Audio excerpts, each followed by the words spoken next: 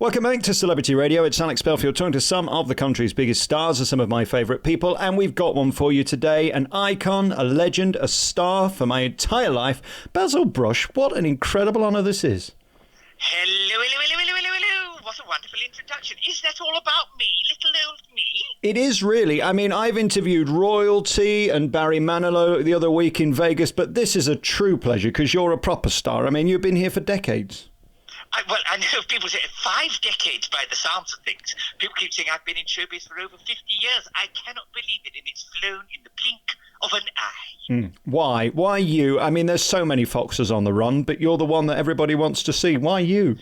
Well, because I'm the only real-life talking fox. That'll be it then. Anybody, all those that you see, all of those that you hear overnight rummaging through your bins, they can't talk.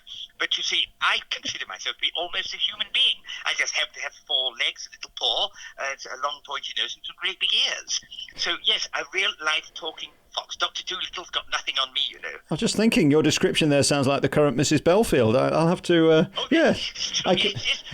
I can see what's going on here. The thing about you is, though, you're incredibly delicious and cute. I think it's the cuteness that does it. We all want to give you a tickle. Well, I want to give you a tickle, and I've got a great big bushy tail. Haven't we all? That's one of my biggest assets. I can't wait to see you in a couple of weeks. I'm coming up to Edinburgh for just 3 days, and one of the shows I desperately wanted to see was yours, and you're doing 2 shows a day for the entire month. Are you insane? No, I'm just greedy. But the thing is, what I've decided to do is that I was asked to do my family fun show, and for years I've been doing my family fun show. And the funny thing is, it's like comedy that should be done in a car park on several levels, because I've got plenty in there for the grown-ups. So in the family fun show, don't think that the grown-ups shouldn't be there. They'll have just as much fun as the kids. And when I've done the shows, the grown-ups said, oh my goodness, I so enjoyed that. That was brilliant. Why don't you just do a show for the grown-ups? And I thought, actually, if I did a show for the grown-ups, I can touch on some other subjects as well that the kids might find a bit boring, you know? You know, I could touch on sort of dating apps and perhaps register myself onto the new Scottish dating app, Highland Fling. You know, that sort of thing. And perhaps I could read, instead of reading a book from buccaneering Basil about pirates and things on the high seas, perhaps I can rewrite the words to 50 Shades of Orange, perhaps. You know, so it's just going to be a different type of show where there's going to be slightly more grown-up content, but it's not adult. Don't think that Basil Brush is going to be sitting up there swearing, saying horrible things about people. That's not what it's going to be. It's all those jokes and the things that you grown always said, oh, I wish you'd do a show for us, so the kids aren't sitting there with jokes about pooey bums and stuff like that. Yes. So that's all gone. So I think we're going to have a lot of... And also I hear you grown-ups say, oh, I wish I was young again. Well, you can be. If you come to my 6:45 show, you will be young again, because I'm going to take you back to when you were young, let your hair down, those that still got it, and really have some fun. The Brush will kick off your evening in Edinburgh with style. So that's why I'm doing the 2 shows. So I've got the family fun show at 1 o'clock in the afternoon, and then at 6:45, you know, we can let rip a little bit more and just say what we like.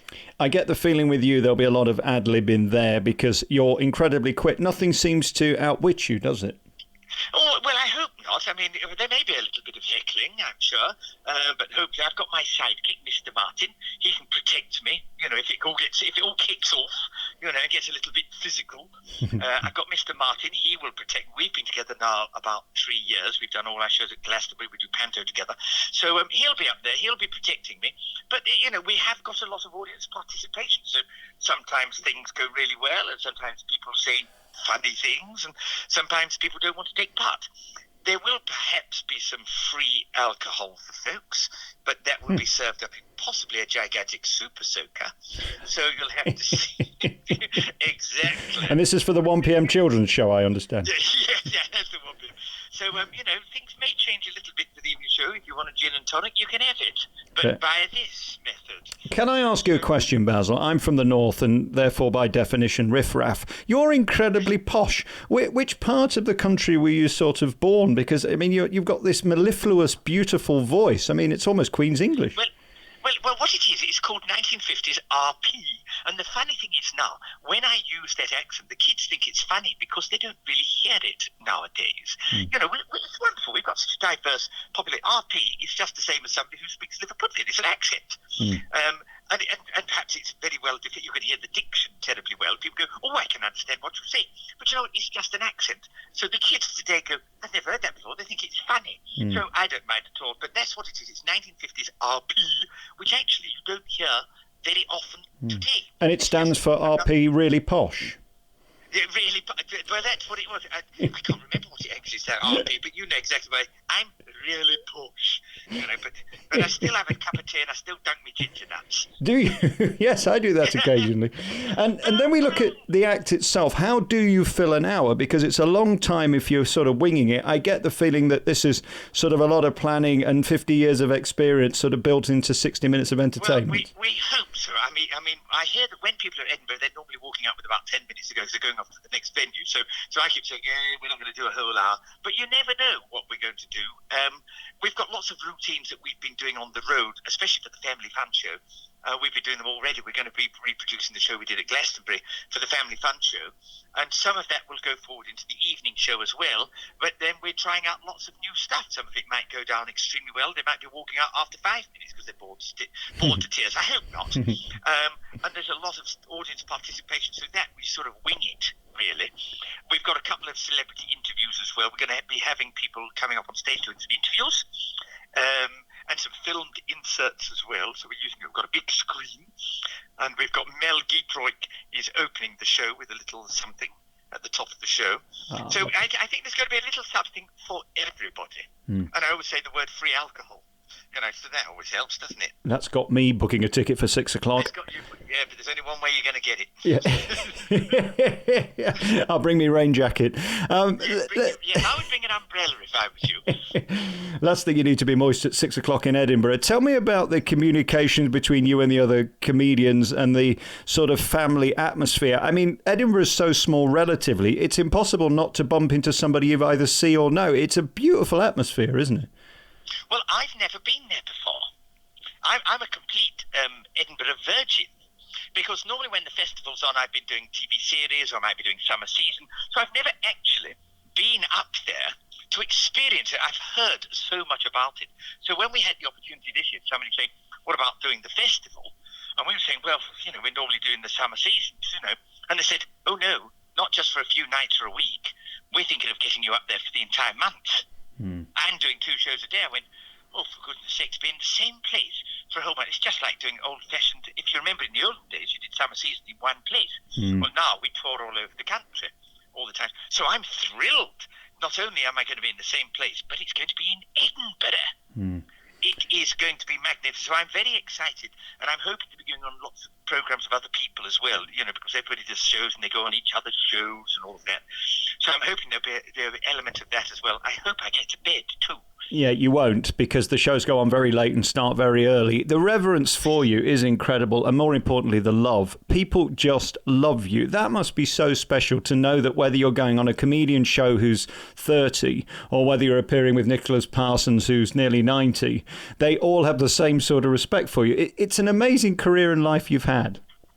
Oh, thank you. I'm rather proud, actually, that no matter where I seem to go, somebody says, I grew up with you. And I go, for goodness sake, you must be about 60 years old. And they said, yeah, we grew up with you. And then I'll see somebody who's 10 years old and say, I grew up with you. And I go, oh my goodness me, they've all grown up. And nowadays, of course, even though I've not got a television series on BBC One, I have got lots of stuff on. I've got a YouTube channel. Basil Brush official YouTube channel. So the kids are able to watch all my stuff that I did at CBBC on the television anyway. And of course, they're watching YouTube all the time. So I'm building up a whole new sort of fan base for all the young kids. They watch me on YouTube now. So I'm thrilled that I'm still standing. And that's why I'm singing out at the end of the show, Big Elton John song, that Basil Brush is still standing. Fabulous. It's a miracle. And what about life on the road? I don't want to be indecent or do a Piers Morgan on you, but I mean, is it sexy being you at this point? Oh, I say, is it sexy? I don't really know what that word means. All I can say is I'm enjoying the journey that I'm on. I never quite know what the destination is going to be. It might be a big film role. I might be in the remake of Lox, Fox and Two Smoking Basils. I might be appearing in Pontins. I might be at the Edinburgh Festival. I might be at Glastonbury. actually is the fact I'm still entertaining, and my mission in life is just to make people smile, because there isn't enough of that nowadays. Everything's a bit serious, isn't it now? You know, you upset people if you tell a joke. You know, somebody, you can't say that, and you're terrified of what you might say. I just want to make people smile. There's going to be a bit of innuendo, you know, a little bit of play on words, double entendre, and stuff like that. That's all. It's all depends. It's all done with love. Yeah. And that's what I love doing. So I'm hoping that people who still love me up there have a good laugh and walk away and smile and say, "That's kicked off our evening well, isn't it?" That's my mission, to make everybody smile and come together. And my Anglo-Scottish relations, I'm sure, are going to be very good as well. Because I've just bought a new kilt. I've got a lovely kilt. I've only got a little sporran, but that's You've got a little subject. what? I've got a little sporran. Sporran. Okay. Yeah, that's another subject entirely. And I'm going to be wearing it properly. So I won't be I'll be sort of going commando. Oh, goodness gracious. But I'm only 18 inches tall, so there's no danger of any up-kilting taking place because I'm so little. And there'll be no sight of the Loch Ness Monster. Yes, put your iPhones away. And of course, the way you describe your act, it's no wonder that you're such a big panto star. You've been doing it for generations of families who just love you. And back in Windsor this year, fabulous panto. And again, it is the most wonderful time of the year. And if they get panto right, it's truly magical for the kids. Panto is actually my favourite time of the year. I mean, it's the hardest work. We do 3 shows a day on many days, 2 shows every single day. It's around to Christmas, so, you know, not much time for Christmas shopping. But it's the joy, and you get kids into the theatres some of them for the first time, and it's magic. And they engage in the show completely. We have them shouting and screaming, and I love it. And at Windsor, they've got to know me, so of course they know what's coming, and it's almost like they become your friends. Yeah. And we see the same faces every year in the same places. It's wonderful. And the royals come as well. Edward always comes across at Windsor, and we're hoping that Meghan will perhaps bring Archie when he's a little bit older. So you know, I love pantomime. I've done it for so many years. I can remember. In fact, it was 50 years ago. I was at the Palladium with Cilla Black, and here I am, all these years later, still doing panto and still loving it just as much as the day I first started doing them. And for the kids, it's real. You know, it's not like it's on a screen. It's not on an iPad. It's 3-dimensional. They're going to get wet, so it's 4-dimensional. They get up on the stage and they go, "That's brilliant," because they become kids again. Nowadays, the kids grow up too quickly. We don't let them be kids, do we? No. You know, they work so hard at school and they have homework, but then they go in there and they don't try and be cool. They go, "Oh, this is magic." That's what it is. It's magic.